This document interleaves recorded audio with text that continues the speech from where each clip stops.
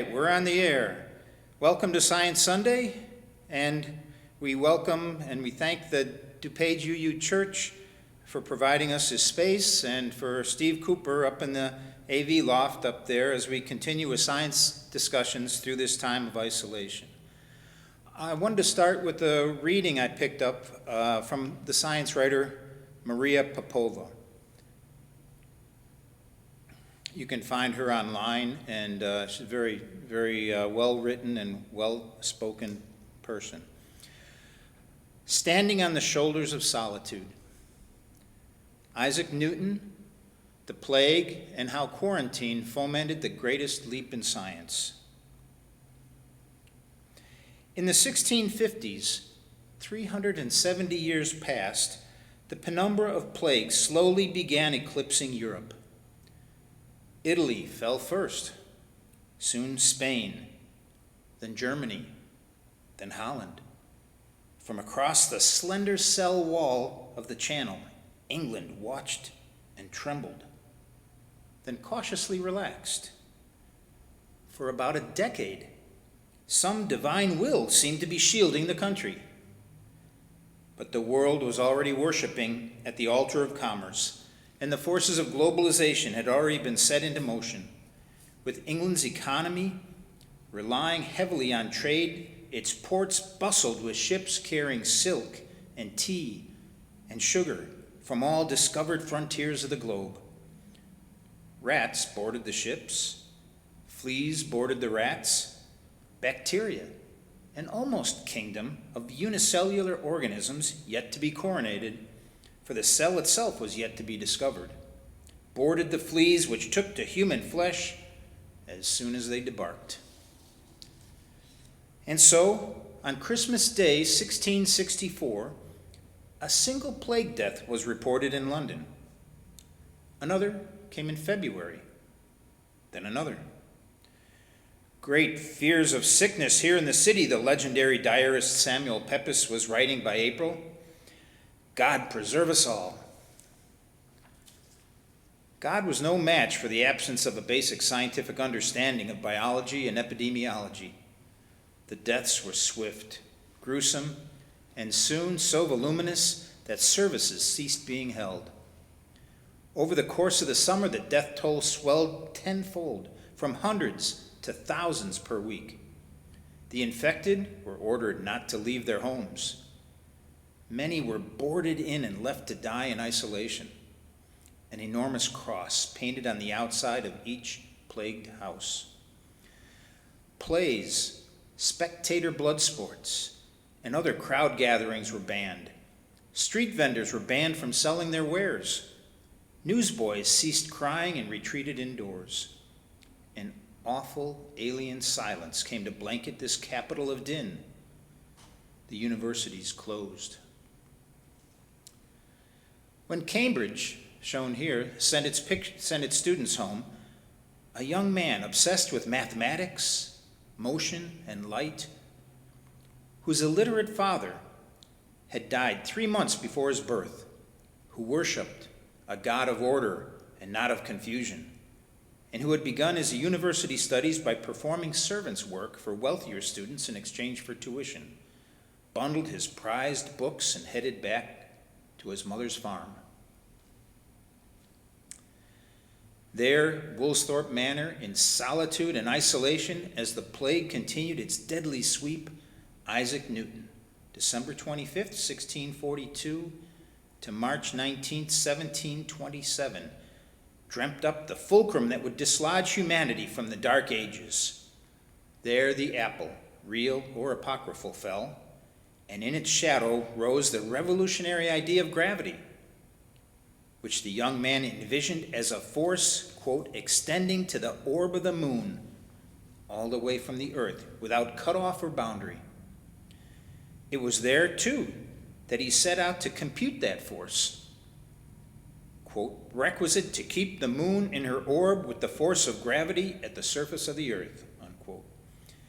In the act of computing it, as a necessity of that act, he also invented calculus.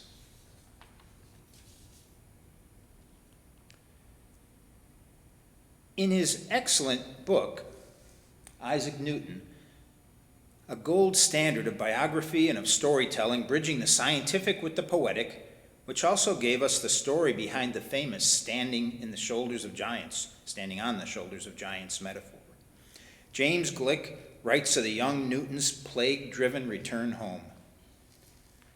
Quote, "He built bookshelves and made a small study for himself. He opened the nearly blank 1,000-page commonplace book he had inherited from his stepfather and named it his waste book. He began filling it with reading notes. These mutated seamlessly into original research. He set himself problems, considered them obsessively, calculated answers, and asked new questions. He pushed past the frontier of knowledge, though he did not know this. The plague year was his transformation. Solitary and almost incommunicado, he became the world's paramount mathematician."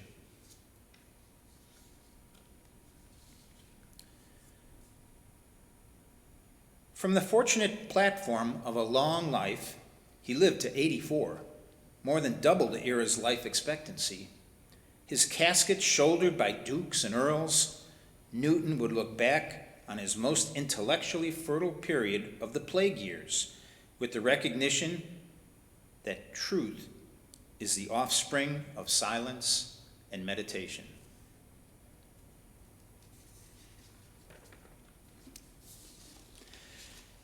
In preparation for today's Science Sunday, I want to look at some thoughts and concerns as we are facing, as a community, this coronavirus outbreak. I broke into two areas. The first was that short celebration of one scientific savant facing a similar situation in the late 1600s. And the second is a longer look at how individuals living in societies in the past have dealt with challenges, restrictions, and curtailment of their liberties, such as we face now, and what that may mean to the human spirit. I hasten to add that you may not choose to look at this time as a curtailment of your liberties. It is also valid to call it a common attempt to free us from being crushed under the weight of huge COVID-19 numbers. As another example, sensible gun laws can be seen as a means to increase our freedom to go to work or school safely. So it's a bit in the perception of how you decide to look at what's going on right now. As the Enlightenment spread through Europe in the 16 and 1700s, those in power sensed an immense threat.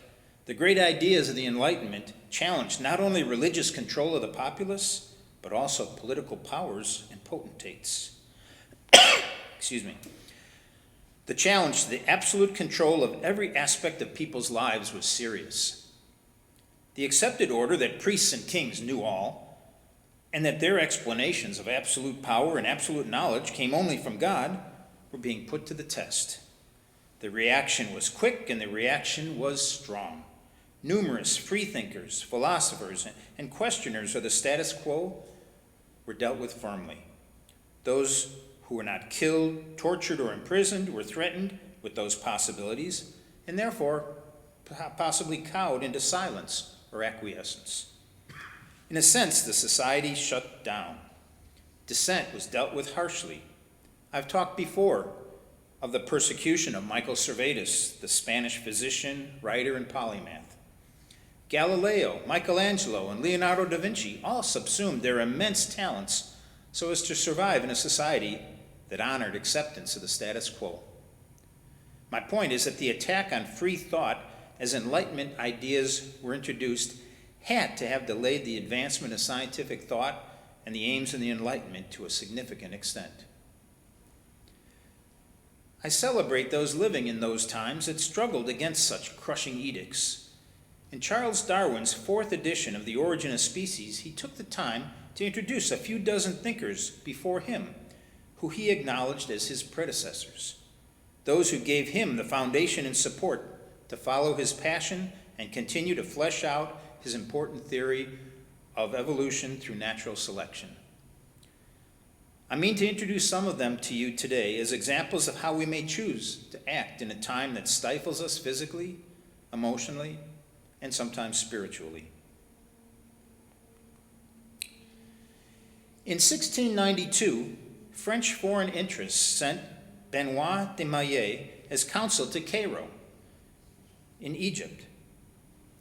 Cairo in Egypt, to protect the rights and regulate the 45 or so French traders that resided in what had once been a great capital, but was now little more than a provincial trading post of the Ottoman Empire.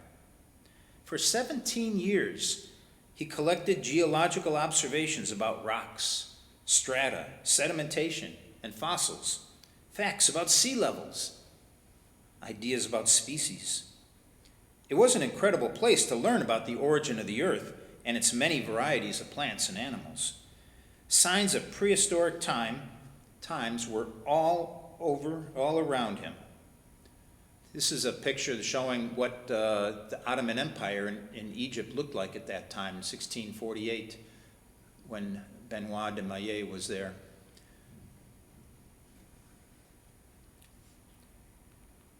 Signs of prehistoric time were all around him, in the pyramids, in their strange hieroglyphics, in the shifting sands and coastlines, and even the delta of the Nile.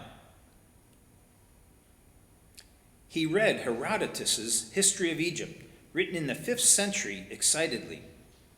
Herodotus described iron rings he had found in Memphis. If you can see on the map, Memphis is just below Cairo, about 25 miles.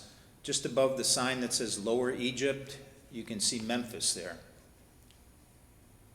And Herodotus lived in Memphis for a while and found iron rings that were set into rock, rings that had been used to moor ships hundreds of years before in the 7th century BC. Astonishingly, by the 5th century BC, when Herodotus stood contemplating these vestiges of an ancient harbor, there was no sea to be seen from even the highest roof terraces of Memphis. Maillet traveled to the site of Memphis, at that time only a looted ruin, a pile of rocks in the desert, and was disappointed that there was so little of this great city left. He was, he noted, elated to find the ruins and those iron rings that Herodotus had touched 2,100 years earlier, and also the scatterings of seashells amongst the boulders on the dry plain. Now that Maillet had reached that far back in time, there was no stopping his curiosity. So the reason that there were no harbors in Memphis anymore was the Nile Delta had filled in for hundreds of miles, or for 50 miles or so, past and out to where it is nowadays in Alexandria, and the Rosetta, town of Rosetta that you can see on the top of the map. All those areas had filled in those hundreds of years, and Maillet had seen the records of what Herodotus wrote and saw how these things changed. So this led him to speculation. The Nile Valley shared evidence with de Maillet of immense tracts of time, not a commonly accepted thought at that time. These are the days of Bishop Ussher and the beginning of the world at 6,000 years ago. His insatiable spirit caused him to collect more and more ideas and facts and suppositions.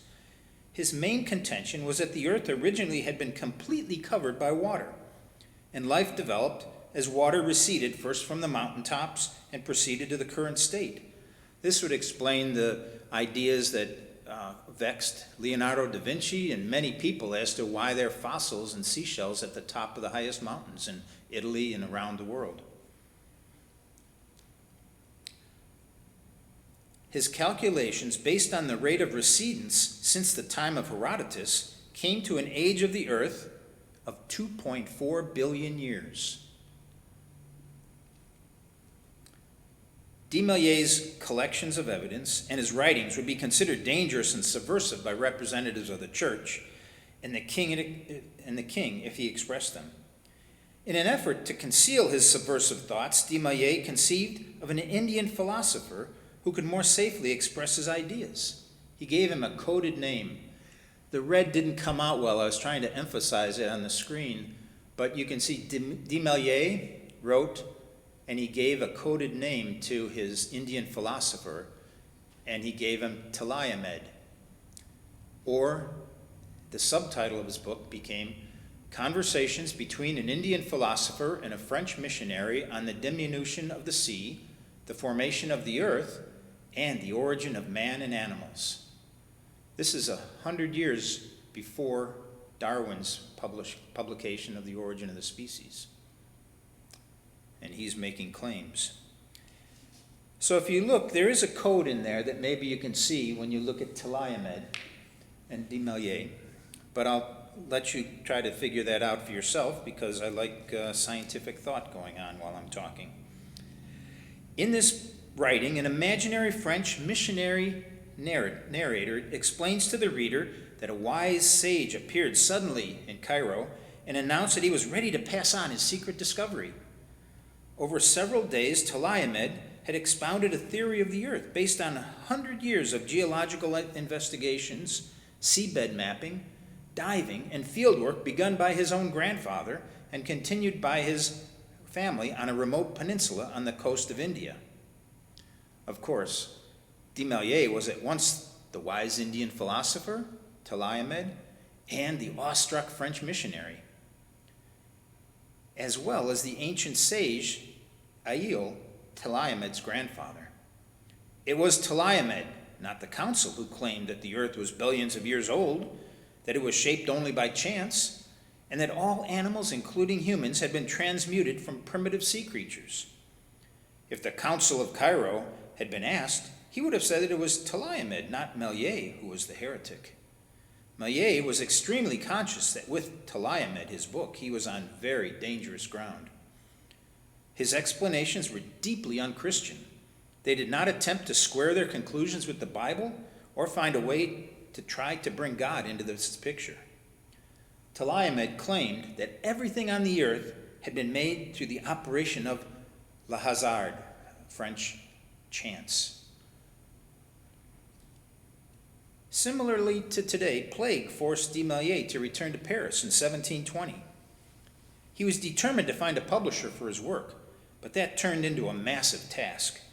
Such a heretical book demanded a powerful sponsor, a patron, and honestly, the random collected thoughts of a self-taught natural philosopher demanded extensive editing. He would spend the rest of his life trying to collate his thoughts while adding more, much more, to the mix. He worked with a talented but overworked priest that had his own agenda, and that meshed poorly with Maillet's thoughts. While doing this, they both were avoiding the oversight of a senior police agent, Joseph d'Amoret, kind of the Javert in this story if you're a Les Miserables fan, who had them both under surveillance. D'Amoret was the inspector of books, looking for heretical, subversive writing. Given great powers to harshly interview, question, incarcerate, and more, he was tasked with keeping the lid on anti-Catholic and anti-royal efforts among Parisian intelligentsia. This was a time of the famous salons in Paris, which were constantly being infiltrated by agents of d'Amoret. Denis Diderot, editing his famous encyclopedia, was caught in the net and spent over 3 months under interrogation.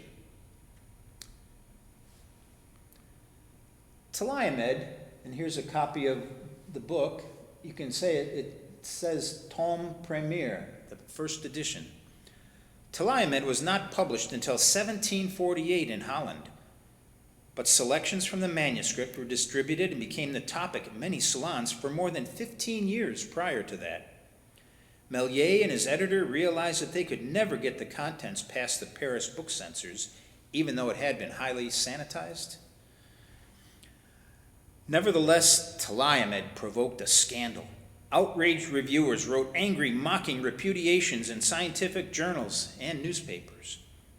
In 1757, 9 years after publication, a still outraged naturalist with religious leanings wrote, "What a folly in this author to substitute Talaiamed for Moses, to bring man out of the depths of the sea, and for fear that he should descend from Adam to give us marine monsters for ancestors. Only a kind of godlessness could invent such a dream."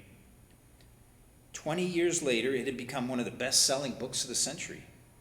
Benoit de Maillet was, by that time, long dead, never seeing his book in print. He had died in 1738, still tinkering with his manuscript and cajoling his editor to complete his work. Some of the really interesting parts of de Maillier's work were that he looked at this subsidence factor and he calculated a distance that the Earth tended to reduce, the levels of the sea reduced over time. And so his calculations were based on simple mathematics of if it reduced so much between Herodotus's time and his time, he could calculate to the top of the highest mountain and see when it had to have covered, when the sea had to cover the whole Earth. That was one of his fantastic stories, and then he spent a lot of time developing the proofs of this, and one was to investigate stories that he heard from sailors and different people that came to the ports of Alexandria and so on when he was there, and I think they found that they could probably get a nice meal and a place to sleep if they told him a good story. And he was collecting stories about mermaids and mermen and all the different people. He loved to find stories about humans that maybe still had remnants of a tail, which are somewhat of a possibility from a rare group of people nowadays even, as an ecological, evolutionary descendant that didn't occur. But he loved these stories, and all these stories he found, and Telaim had told all these stories for hundreds of pages in this book about how this proved, and there were still creatures out there in the sea that were still based on still remnants of the people that had become what we were on land now. He spent a lot of time talking about how fish, and he saw flying fish that could break the surface of the water and cruise through the air for short distances. So he saw the possibility of fish turning into birds, and so it was wrong thought, not evolutionarily or scientifically accurate, but it was an attempt to explain, hypothesize, and develop what were possibilities at that time. Even his Age of the Earth was much more accurate than anyone else's at the time, but it was based on faulty logic as well too. So he's an interesting person, and he was definitely the talk of the town in Paris when his writings came around, and he helped foster a lot of other people's thoughts about these things as well too. Joseph de Amare and his agents had their eyes on hundreds of subversives at that time, as you can imagine. Under special surveillance was an exceptionally bright young man with flowing hair and piercing dark eyes. Denis Diderot grew up in a conservative town, Langres, if I can say that properly, less than 200 miles southeast of Paris, under the stifling control of his father and an overbearing older brother who was training for the priesthood. It sounds like my early days. In 1730, at 16 years of age, he broke away and moved to Paris. Paris, with its freethinkers, libraries and cafes, its philosophical and metaphysical conversations, was an eye-opening place for him. He worked as a tutor, giving mathematics lessons to private students.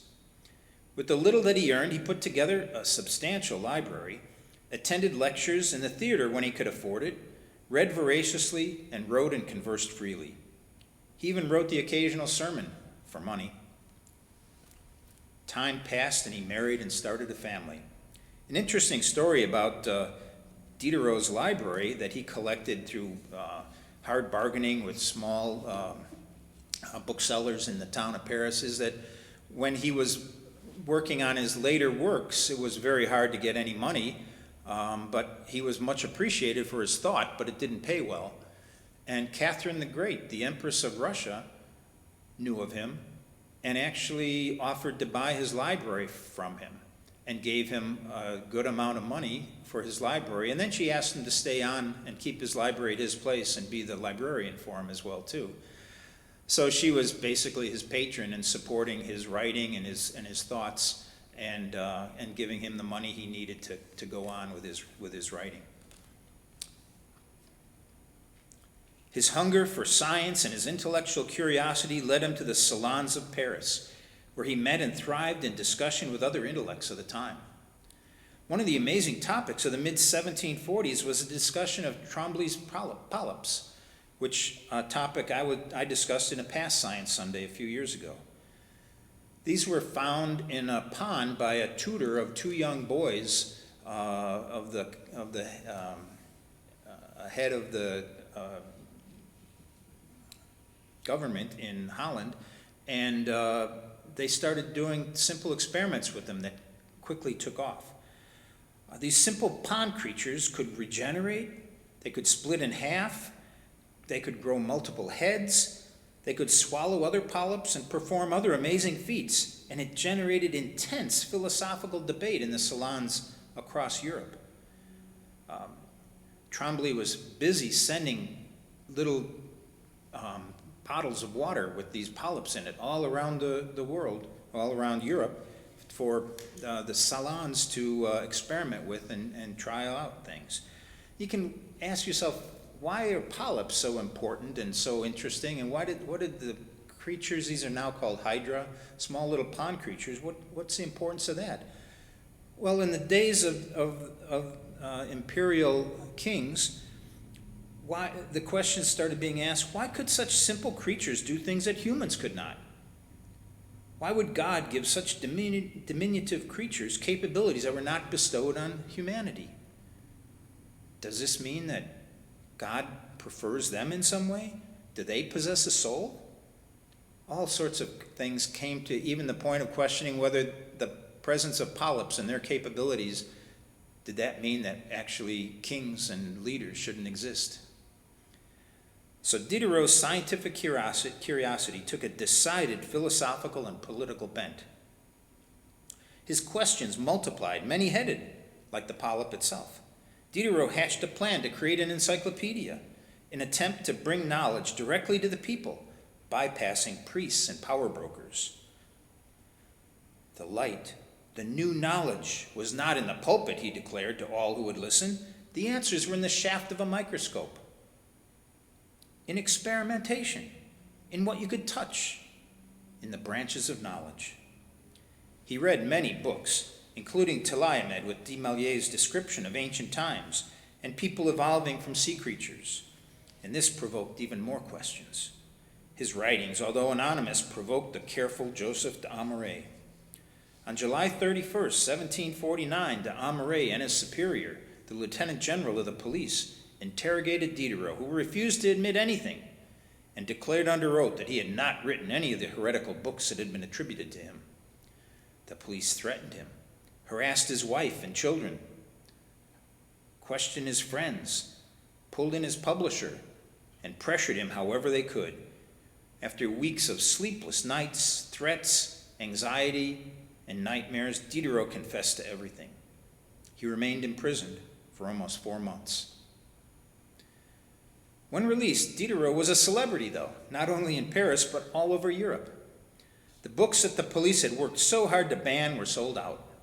The time that he had spent in confinement had afforded him the opportunity to broaden his knowledge of the natural sciences and added immeasurably to the breadth of his entries as he restarted his work on his Encyclopédie. He met new and important friends who worked with him on his task and provided him a measure of protection from the police. One such man was Paul Thiry, Baron de Holbach, a patron, fellow philosopher, scientist, translator, polymath, and a political protector. For the next 25 years, these two and others worked to produce numerous volumes of Encyclopédie and an amazing array of clandestine, heretical, and materialistic tomes that carefully explored and expanded humanistic thought, while, like Maillet, employing rhetorical strategies, using questions and making radical propositions before veering away from them or even refuting them, leaving their color and texture and brilliance still hanging in midair. Let me quote a page from Diderot. "May it not be," he wrote, "that just as an individual organism in the animal or vegetable kingdom comes into being, grows, reaches maturity, perishes, and disappears from view, so may whole species pass through similar stages? If the faith had not taught us that the animals came from the hands of the Creator just as they are now, and if it were permissible to have the least uncertainty about their beginning and their end, might not the philosopher, left to his own conjectures, suspect that the animal world has from eternity had its separate elements confusedly scattered through the mass of matter, that it finally came about that these elements united, simply because it was possible for them to unite. That millions of years have elapsed between each of these developments.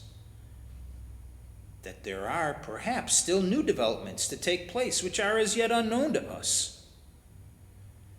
And that man will finally disappear from nature forever. Or, rather, will continue to exist, but in a form and with faculties wholly unlike those which characterize him in this moment of time. But religion spares us many wanderings and much labor. If it had not been enlightened on us on the origin of the world and the universal system of beings, how many different hypotheses would we not have been tempted to take for nature's sake? You can see him being very coy, jumping back and forth and making grand, spectacular statements and then backing off with them and saying, of course, we don't have to worry about that because religion tells us exactly how to think. May it not be, he wrote, if the faith had not taught us otherwise, he says. Imagine poor Joseph de Amare in his office trying to write a report defining the actual heresies committed by this man. He would pull his hair out. Denis Diderot died in 1784, 5 years prior to the French Revolution that disposed of the power elite that had worked so assiduously to constrain his talents. The Mercure, a literary journal of the time, wrote that his funeral rites were of a splendor rarely accorded to power, opulence, dignity. A numerous gathering of distinguished people, academicians, and men of letters accompanied the funeral procession. Such was the influence of his name that 20,000 spectators waited in this sad procession, in the streets, in the windows, and almost on the rooftops, with the curiosity that people reserve for princes. Baron de Holbach, his Paris mentor, died in January 1789, 5 years later, and was buried alongside Diderot in the same crypt at the Church of Saint Roch, blocks from the Salon, both of them made famous. 4 months later, the first wave of the French Revolution began with the convocation of the Estates Generales. In July, thousands stormed the Bastille. In August, the new assembly published the Declarations of the Rights of Man and the Citizen. Only 10 months after Holbach had been buried, the assembly declared that the property of the church was at the disposal of the nation. The house on the Rue Royale, the most important center of Enlightenment Paris, the home of the Salon of Diderot and Baron de Holbach, is now occupied by a dental surgeon and a software company who have never heard of the Baron de Holbach or his Salon. Diderot asked once, "Who knows what breeds of animals will succeed ours? Everything changes, everything passes, only the whole remains." 74 years after Diderot's death and 122 years after Mallet's death in February 1860, Charles Darwin added the name of Benoit de Mallet to his list of 19 predecessors in evolutionary thought and posted that list to the botanist Asa Gray in New York, asking him to include it in the first authorized American edition of On the Origin of Species by Natural Selection. Darwin did that on a recommendation of a friend, not having read the book, but he was sent a copy in 1867. When he did this, immediately detractors, famous one is Richard Owen, another scientist I've talked about in Science Sunday, immediately took issue with Darwin's theories of evolution and wanted to critique him and wondered how if Darwin was as crazy as de Maillet, who had talked about mermaids and mermen coming off onto the earth and making the world, populating the world with humans from that. And that had pretty much embarrassed Darwin because he was kind of told that he had crackpot ideas as well. And so he hid his copy of of Desmaillet's book, he was sent a copy in 1867, and he hid it upstairs in the attic of Downhouse. In 1993, only 27 years ago, that 1750 edition of Talaiamed was found again deep in a box stored in the family attic at Downhouse. In Mallet's yellowed pages, Darwin had placed a single line in the margin to mark passages of special interest to him. Passages on fish transforming into birds, ape-human breeding, mermaid and mermen, and finally, Talaiamed's statement that he was absolutely sure that all species must have come into being through adaptation and transmigration without any divine intervention. Diderot and Mallet navigated the best that they could the challenging politics of their time. 50 years before the French Revolution was a very conservative, a very restrictive time in European history. As we have seen, the slightest detour from the orthodoxy of the day would consign the transgressor to arrest, punishment, or worse.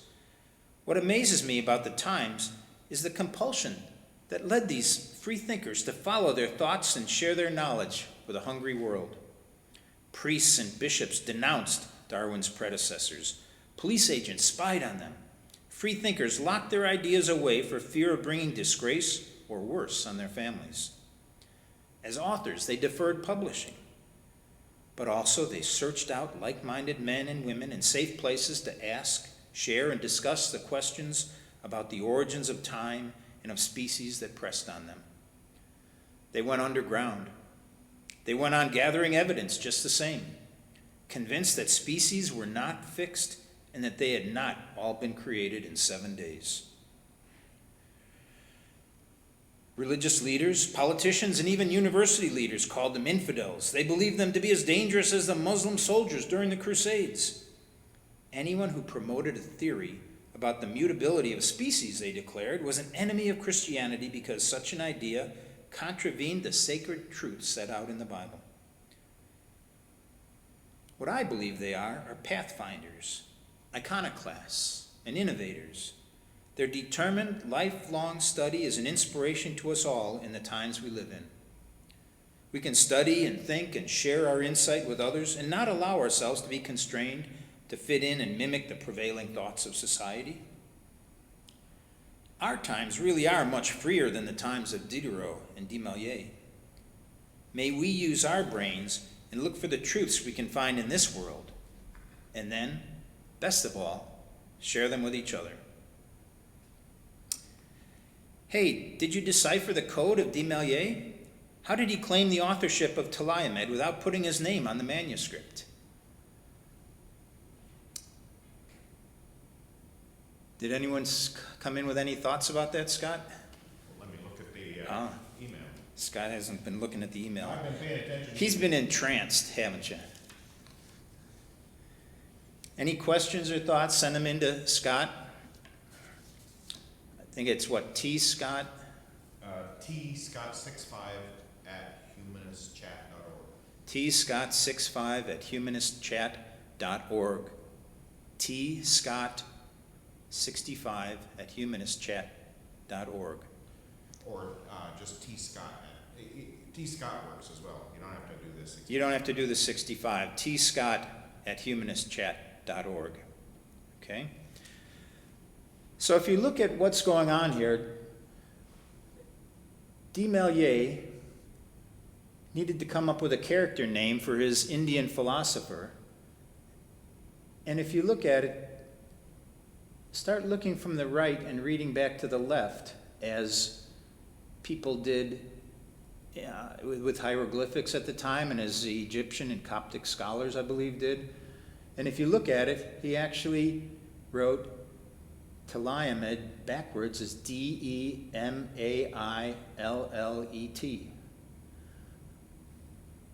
Desmaillet. Talaiamed is Desmaillet backwards.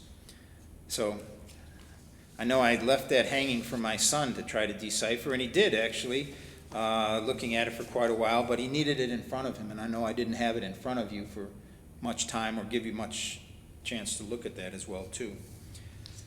Scott, I don't know, do you have any questions or thoughts? Or you? The mic is over here and ready for you. Put you on the spot. Yeah. Sorry, I was a couple minutes late. The landscaper showed up at my door right as I was getting ready to leave. Well, that's essential. Yeah.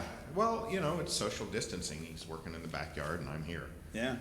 So, no, I thought this was really excellent, Mike. I didn't know about de Maillet at all. And, you know, one of the things that strikes me is the narrow interval between when thoughts were oppressed and thinkers, free thinkers especially, were physically imperiled, and just a couple decades later where free thought was more accepted. You know, I don't know if the American Revolution had anything to do with that. I know a lot of the Enlightenment era thinkers inspired some of our founding fathers here for the United States. But what are your thoughts about the seemingly rapid progress of unshackling free thought in that era?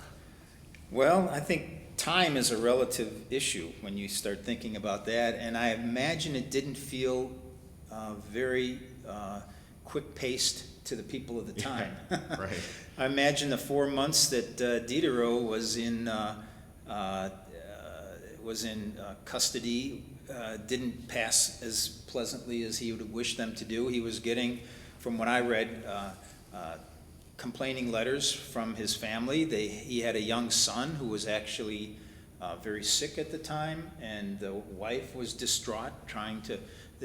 The money had come away. There was no money coming in, Mm-hmm. and you know, so there was some challenges at that time.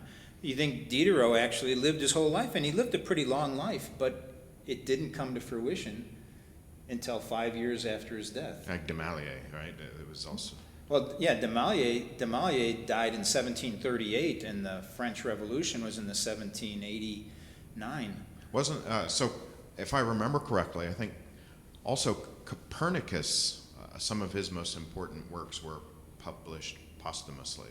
Mm-hmm. So that seemed to be kind of a recipe for notoriety. I don't know if success is the right word or not, but Death helped a lot of these people become successful. yeah.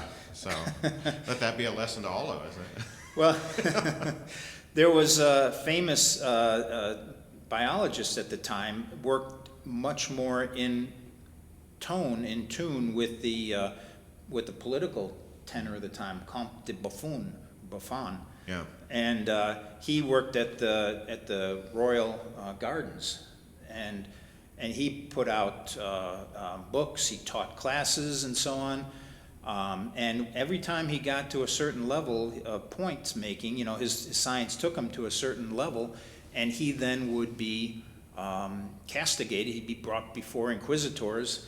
And 2 different times he just admitted, he said, yep, I'm going to say those 14 different sentences that you found objectionable in what I wrote. I'm going to take them out. I'm not going to say them, and they won't be in the next edition, and so on. And then he went on and published them anyways in the next edition. So Yeah. they played games. Sorry. I forgot. I'll do it out of the next one. Yeah. And actually, he got more and more radical as he aged. So that's a good thing for us to think about. Well, it seems to be happening to you. I don't know about me. But yeah, he finally he wrote some things about how he was walking. I don't have the quote exactly in mind, but how he was walking into society, he was walking out into the world as a masked man. So he had to keep this mask on to keep his position and do things. Figuratively speaking, not a COVID mask, right? Right. Yeah. I can walk out into the world as a masked man as well too, I'm thinking. Right. Yeah. But anyways, yeah, so I mean, some of these things as a scientist, you are very interested in the truth, and it pains you not to be able to bring it out, right? Well, I think one of the things that really intrigues me is the struggles that Charles Darwin went through with regard to bucking convention. You know, in some sense, Darwin at least, I'm not well versed at all about Diderot and de Maillet and some of the other Enlightenment luminaries, but I know from reading biographies of Darwin that he was just absolutely sickened, literally sickened, yeah. by the thoughts he was having and the implications and the evidence leading him away from traditional religious interpretations of the way the universe and life came into being. And He it was He was a bit of a hard person. hypochondriac, and he took the wet cure many Yeah. times that were kind of questionable means of shocking the body back into normal activity. But and he was definitely very concerned about. His wife was devout, and he was Right. concerned about the impact it had on her, and held off on publishing for quite a while. He had basically his theories, like de Maillet kept his theories for,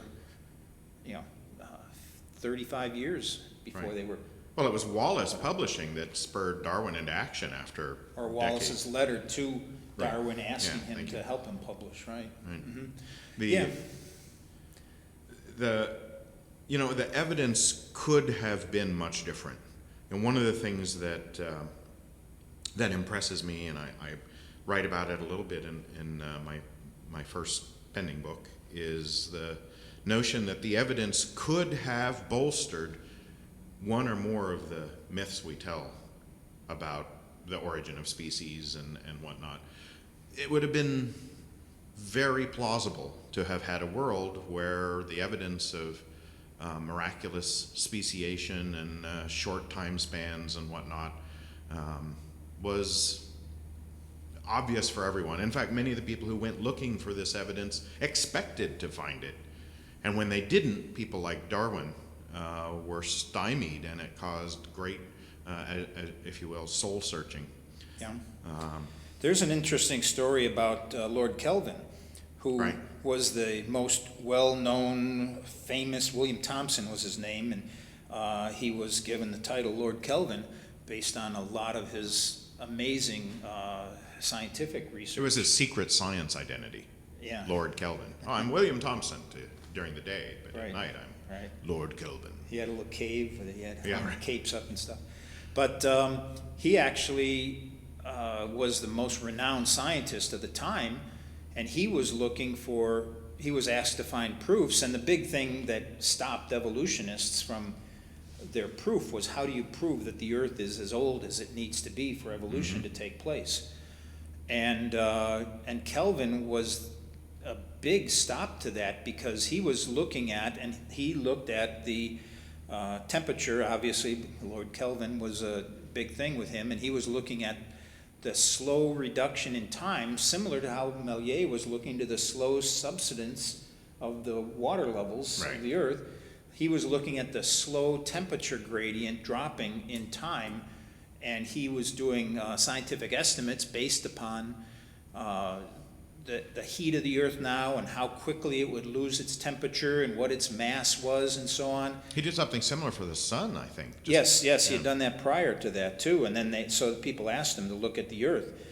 And actually, it's one of the biggest scientific blunders at times, because what he didn't do was incorporate the possibility that there was another source that was causing Yeah. the heat in the earth that could make the time expand on it. I and don't know. that's- He was such an idiot. He didn't even try to research nuclear energy. He didn't have right. nuclear energy in his Wow. wheelhouse. Yeah. So, but without the fact of heat generated in the earth from nuclear energy, there's a lot of issues about the time frame that was the one Cooling of data it, point, yeah. the cooling of the earth, that couldn't be explained, that why the earth would still have the levels of thermal activity that Right. it does now. We did get a question Ah. and a comment that it was a great salon. This is a kind of a salon, a virtual salon for Science Sunday, from Randy Skenkat, Schenkat. Okay. And Randy has a question. What is your sense of the impact on the broader population, percentage-wise, of free thinking? How was it represented in the media of the day, I guess, during that era? Uh-huh. Yeah, I mean, I would say that salons became very popular. They were spread across all of Europe. From Russia, Catherine the Great had a salon, and they were all over Europe. And it seems to me like it was a occurrence among the intelligentsia. Wasn't it also, if that was contemporaneous essentially with the period of the American Revolution, which I'm more familiar with the history of, there were a lot of pamphleteers. You know, nearly anybody could write a pamphlet, and back then, I guess that was before YouTube, and Few years. to be entertained or enlightened, as it were, people would read, and there were all kinds of publishers and pamphleteers, and newspapers. So I suspect that there was quite a print hubbub about some of these ideas. Yeah, I know that certain things just took on this wave of importance. Tremblay's polyps were this phenomenal, Wow. when I first read about them, it was just phenomenal to hear how these little pond creatures, which are still in ponds, you can find them around here, what impact that had on people's thought and philosophy. It's Challenging the divine right of kings with a little pond critter. Right, yeah, yeah. So I would say that maybe like today too, there's a lot of people that didn't be impacted by that. I would be hard pressed to give a percentage and so on, but I can't imagine a farmer, hunting for mushrooms in the French countryside. outside of France. But the impact it had on many people was great. You think of Diderot growing up in this small town, and then coming to Paris and being enlightened, literally by the Enlightenment. You can imagine and appreciate the impact. It's hard to measure it, but it changed the world. It made revolutions possible. It changed heads of state. Throwing off the monarchy and Right, whatnot. Even the idea of monarchy. Right. One of the things that I noticed when you had the slide up of Demalier was that his book, it looked like the first edition was published in Amsterdam, Right. not Right. in France. Right.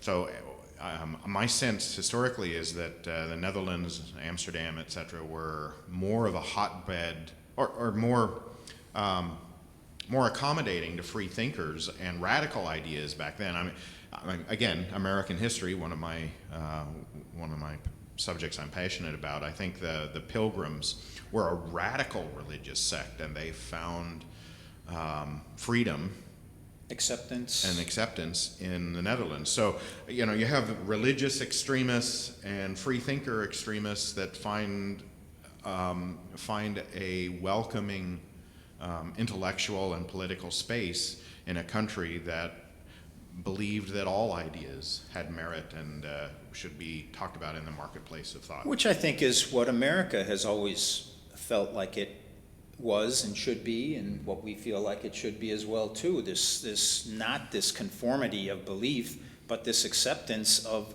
a wide range of things. And you can talk about anything in that regard. I think I started out my talk talking about you may decide to look at this time as a time that's somewhat curtailing our liberties. And that's not an invalid point. I think that's very true. People are feeling confined and left to their own devices without a lot of support. But it's also valid and important to also realize that it's an attempt at freeing us too from this terrible COVID-19 disease Right. we have. So, you have to look at it in both ways. Is it the best way? I wish that there were this great scientific answer to say exactly what we should do. I'm so interested in what's been going on in Sweden.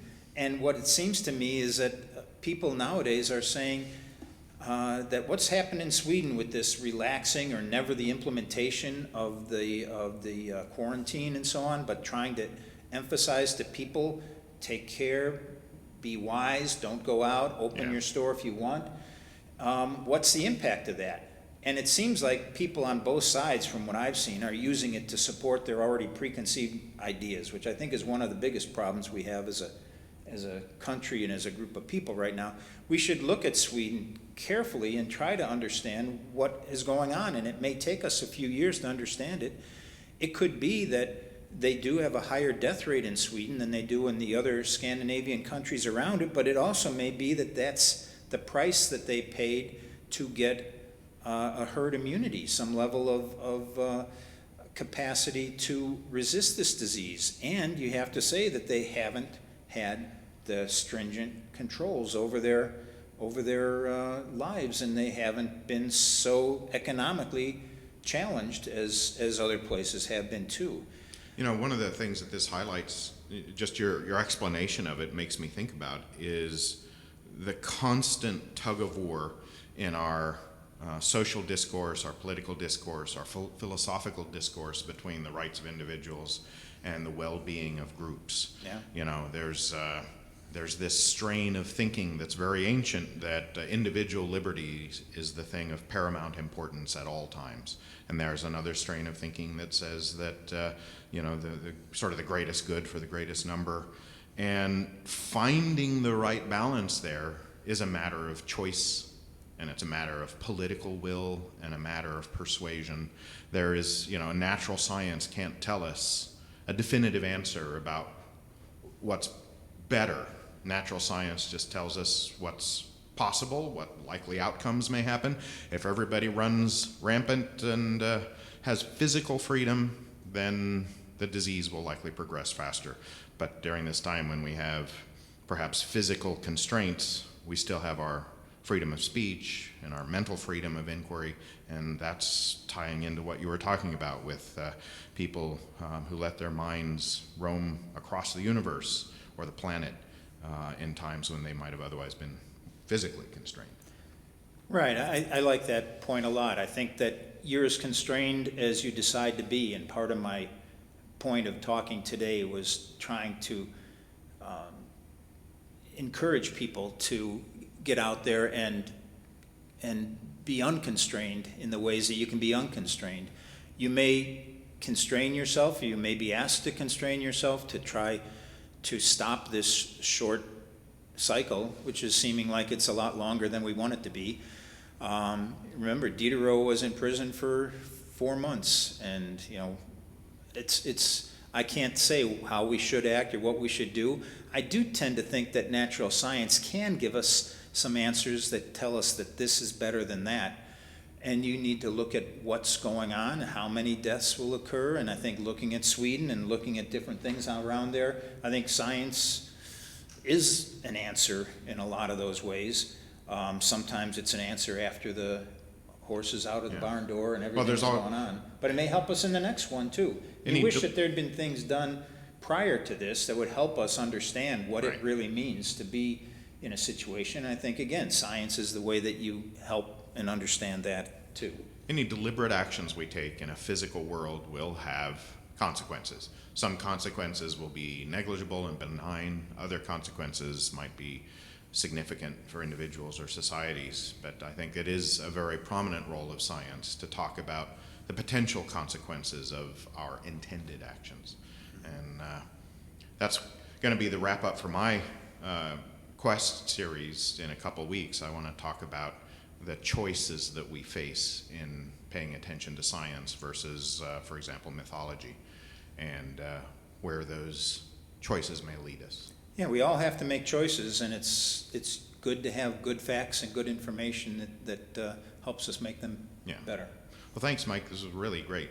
Thanks. I appreciate it a lot, and everyone be safe out there. Take care of yourselves, and hope we get through this well. I know we have Science Sunday in 2 weeks with Scott, and we're still talking with the church as to what we want to do further if we're going to try to provide some way to keep meeting through the summer. I know it's nice, from my point of view at least, to take a break from the preparations for this once in a while, but it's also really nice to me to be with you and to share these thoughts and ideas and to hear your thoughts and responses back too. So thanks a lot, and very glad we can be here and enjoy. It's a beautiful May day, and Scott and I are probably going to socially distance and have a lunch together and sit on opposite sides of a table on my deck in the backyard and watch the fish swim in the pond. So enjoy your May, and everyone be safe.